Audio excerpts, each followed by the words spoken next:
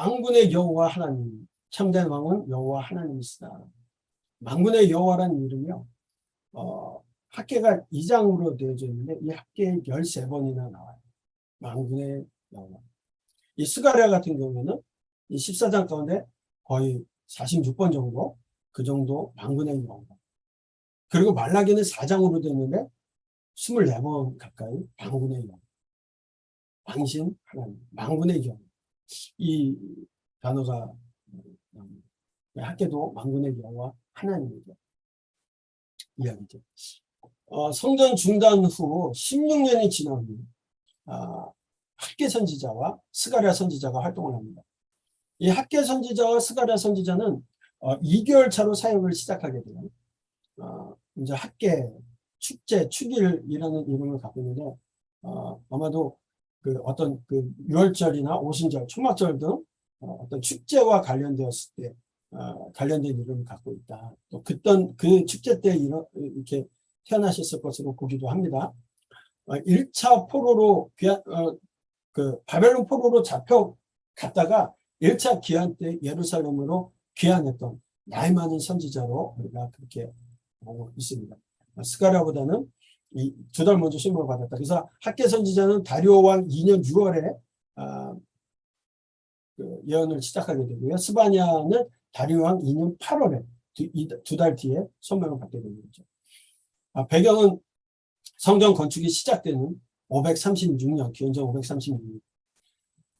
16년 동안 성전 건축이 중단되었죠. 그리고 나서 사마리아인들의 방해로 인해서 중단되었던 일들.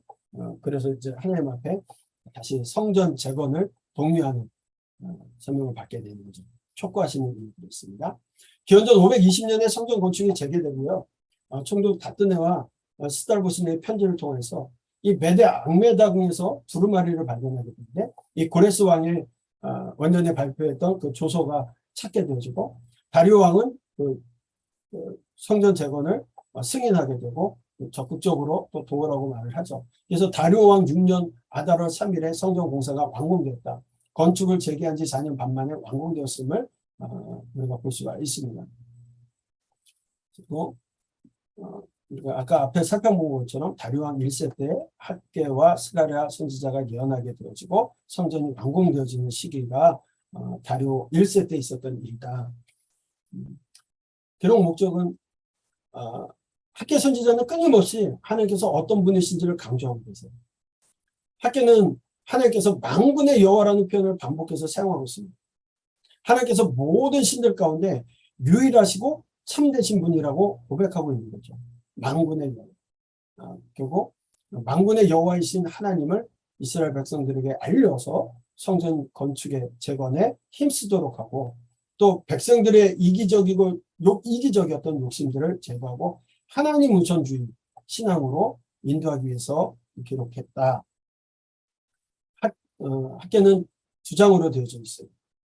520년에 4개월간의 대언의 말씀이죠. 하나님의 말씀을 대언하게 되는 거죠. 그래서 6째 달과 7째 달과 9째 달에 이 4개월간의 말씀을 하시는데 6째 달 책망의 말씀을 시작해서 성전 건축을 성전 건축에 대한 격려와 또 소망에 대한 말씀을 주시고 그리고 복에 대한 약속을 9째 달에 주시게 되는 거죠. 그래서 4개월간의 학계 선지자 연회의 말씀이다.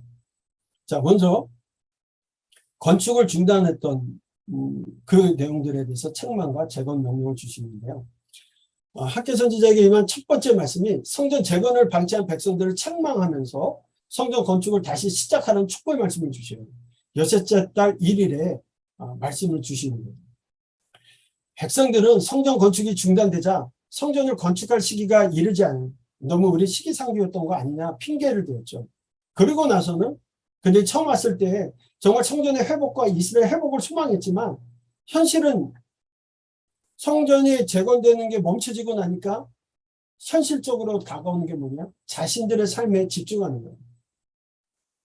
자기들이 먹고 사는 일에 최선을 다하고 있다는 거예요. 그들이 처음에 돌아올 때는 자기들의 기득권을 모든 것들을 포기하고 돌아온 사람들인데 1년, 2년 지나고 나서 보니까 성전이 방해가 되어지고 멈춰지고 나니까 이제는 내가 먹고 사는 문제에 매달리기 시작하는 거예요. 하나님 말씀하세요. 16년간 멈춰있는 성전을 보면서. 이전이 황폐였거늘 너희가 이때 판벽한 집에 거주하는 것이 옳으냐. 이 판벽한 집이라는 게 공동번역에는 벽을 널판지로 꾸민 집이라고 되어 있고, 바른 성경 보니까 벽을 장식한 집, 세번역을 보니까 너희만 잘 꾸민 집, 그렇게 되어 있죠. 잘 꾸며진 집에서 너희는 사는. 그 지은 성경에 보니까 그렇게 멋진 집에서 너희는 사느냐. 현대인 성경에는 너희 호화주택에서 살면서 하나님의 저는 지금 이렇게 폐허처럼 기초만 놓고 멈춰 있으면서 너희들은 호화주택에서 살고 있느냐. 그러니 너희는 너희의 행위를 살필지니라 말씀하세요. 학계 선지자를 통해서 주시는 말씀이 뭐 두루와 시돈의 멋진 건축 자재를 가지고 와서 하라는 것도 아니고요. 성전을 건축하는데 그냥 주변 산에 올라가 나무를 가져다가 성전을 건축하라고 말씀하세요. 솔로몬이 성전을 지을 때 그렇게 예비되고 준비되어진 백향목 이런 거 아니고 그냥 주변에 있는 산에 올라가 나무를 가져다가 성전을 건축하라고 말씀하시죠. 그럴 때 하나님께서 영광 받으실 것임을 말씀하고 계세요. 어? 내 집은 황폐했을 때 너희는 각각 자기 집을 짓기에 빨랐다. 하나님 제일주의 하나님 중심으로 살겠다고 했던 사람들이 자기 중심으로 가고 있었다라고. 너희로 말미암아 하늘에 이슬을 그쳤고 땅은 산물을 그쳤다. 내가 너희들 수고하는 모든 일에 한재를 들게 하였다라고 말씀하세요. 이스라엘이라고 하는 그 땅이 이른 비와 늦은 비가 적정한 때에 나오면 정말 농사를 짓고 살기 좋은 땅이라고 말씀을 하세요.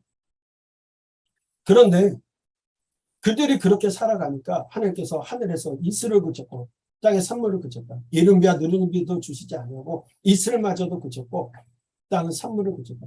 열심으로 먹고 살려고 노력은 하는데 자기가 정말 수고하고 애쓰고 그렇게 고생을 하는데 모이지도 않고 잘 사는 것도 아니에요. 왜 그러냐. 하나님께서 한재를 들게 하셨다는 거예요. 자기 일에 열심을 내고 살아가면 뭔가 좀 달라질 줄 알았는데 하나님 한재를 들게 하셨다라고 말씀하셨어요. 그래서 성전 건축하라고 말씀하시죠. 기원전 520년 성전 건축이 재개됩니다. 그때 학계 선지자가 이렇게 호통하는 이야기를 듣고 스룹바벨 또 여호수아가 또 남은 모든 백성들의 마음을 감동케 되었어요. 아, 하나님의 선지자구나. 그리고 그들이 만군의 여호와 그들의 하나님의 전 공사를 하기 시작했다는 거예요. 다리오 왕 2년 7월 21일에 학계 선지자에게 하나님의 말씀이 또 임하게 되는데요.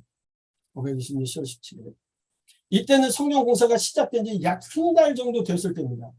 이때는 이스라엘의 절기상 초막절에 해당할 때였는데요. 그래서 아마도 예루살렘에 많은 사람들이 모여 있었을 겁니다. 뭐 성전 재건도 계속되고 있었고 다른 사람들도 모여들게 되었을 때 성전을 짓기 시작하니까 하나님의 위로의 말씀이 그들에게 임하게 됩니다. 사실 화려했던 솔로몬의 성전을 본 사람들에게는 지금 짓고 있는 성전은 그 화려함이 없잖아요.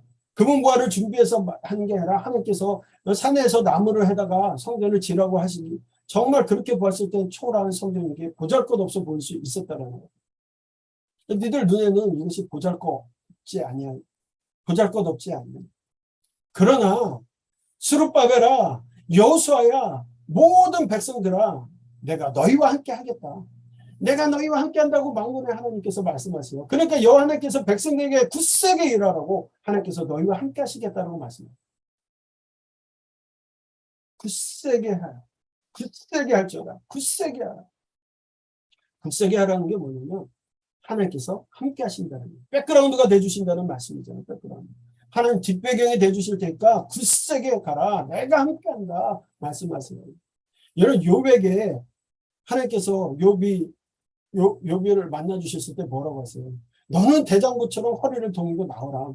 울고불고 거기서 쓰러진 자리에서 멈춰 있는 것이 아니라 대장부처럼 허리를 동이고 나오라. 두려워하지 말라. 하나님 함께 하시기 때문에 두려워하지 말라 말씀하시잖아요. 바울 사도가 3차의 전도 여정을 마치고 편해진 것이 아니라 예루살렘에 와서 죽을 정도로 두들겨 맞잖아요. 그리고 갇혀 있을 때 하나님 찾아오셔요. 예수님 찾아오셔서 하시는 말씀. 담대하라. 너 로마에 가서도 또 이와 같이 할 것이다. 위로해 주시는 게 아니라 너 로마에 가서도 이렇게 할 거야. 앞으로도 이렇게 할 거야. 담대하라. 담대하라. 그 담대하라가 굳세게 하라. 하나님 백그라운드가 되어주신다. 함께 하신다는 말씀을 하는 것이다. 그러면서 이 성전의 나중 영광이 이전 영광보다 크리라. 내가 이곳에 평강을 주리라 말씀했습니다. 하나님께서는 학계 선지자를 통해서 지금 이 성전이 비록 작다 할지라도 나중 영광이 이전 영광보다 크리라고 위로하여 주고 계시는 거예요. 그러니까 성전 짓거라. 열심을 내서 담대하게 완성해 나가라고 말씀하시죠. 그러고 나서 다리오 왕 제2년 9째 달 24일에 또 학계에게 말씀을 주셔요. 다시 학계 선지자에게 말씀이 임합니다. 당시 성전 재건은 잘 진행되고 있었지만 아직 늦은 비가 내리지 않는다고 그들이 생각하는 거예요. 백성들은 자신들이 하나님의 일을 하고 있으므로 이제는 복을 주셔야 마땅하다라는 생각을 하고 있었던 겁니다. 그때 하나님께서 학계 선지자를 통해서 말씀을 주셔요. 하나님께서 학계에게 제사장을 찾아가 물어보라고 명하시죠. 그 질문이 이와 같은 거예요. 사람이 옷자락에 거룩한 고기를 쌌는데 그 옷자락이 만일 떡에나 국에나 포도주에나 다른 음식물이 닿으면 성물이 될 수 있겠느냐. 이 제사장의 대답이 다 뭐라고 얘기합니까? 아닙니다 라고 대답하죠. 아닙니다. 학계의 선지자는 이 백성들의 모습이 그러하고 그들의 손의 모든 일도 부정하다라고 선포를 하십니다. 그들이 지금까지 부정한 일, 그러니까 성전을 짓고 있지만 아직 너희들이 부정하다라고 선포를 하시는 거예요. 그러면서 너희는 내게로 돌이키지 아니하였다. 아무리 성전 건축이라는 거룩한 일을 한다고 할지라도 거룩한 그 일에 백성들의 삶을 자동적으로 거룩하게 만들고 있는 것이 아니라는 거죠. 반대로 이야기하면 제약된 그들의 삶이 거룩한 하나님의 일을 부정하게 할 수도 있다는 말씀인 겁니다. 성전 건축 자체가 거룩하게 만드는 것이 아니라 그들이 성전 건축에 앞서서 열심으로 무엇을 해야 되냐? 제약된 삶을 회개하고 성결돼야 되는 것이 중요한 거죠. 하나님의 일을 한다고 하면서도 세속적인 마음을 가지고 하나님의 일을 한다면 하나님 그걸 영광으로 받아주시겠냐는 거예요. 그러니 먼저 제약된 삶을 회개하고 성결케 하라. 그러면 성전 건축이 재개되고 있는 이 9째 달 24일 오늘부터 하나님께서 너에게 복을 주리라 말씀하고 있어요. 오늘부터 내가 너희에게 복을 주리라. 이스라엘에게 주시는 복입니다. 같은 날 다시 하나님 말씀이 학계의 선지자에게 임합니다. 내 종 스룹바벨아 이렇게 하나님께서 너를 세우고 너를 인장으로 삼으리니 스룹바벨의 중조부 여호야긴 왕의 불순종으로 소망이 끊어진 것 같았지만 스룹바벨에게 인장으로 삼으시겠다라고 얘기하세요. 인장, 왕 대신 메시아, 왕이 예전에 출애굽에서 창세기에서 파라오가 요셉에게 내어준 그 인장. 하나님께서는 끝까지 하나님의 성전 재건을 위해서 충성한 스룹바벨에게 주시는 약속이에요. 택한 백성 이스라엘을 다시 회복시키셔서 세계 민족 중에 뛰어난 민족, 제사장 나라 삼으시겠다는 소망의 메시지. 내가 너를 택하였음이라 만군의 여호와의 말씀이니라 말씀하고 계시다는 거죠. 성전 건축을 손 놓고 있는 백성들의 악행에 대해서 책망하셨어요.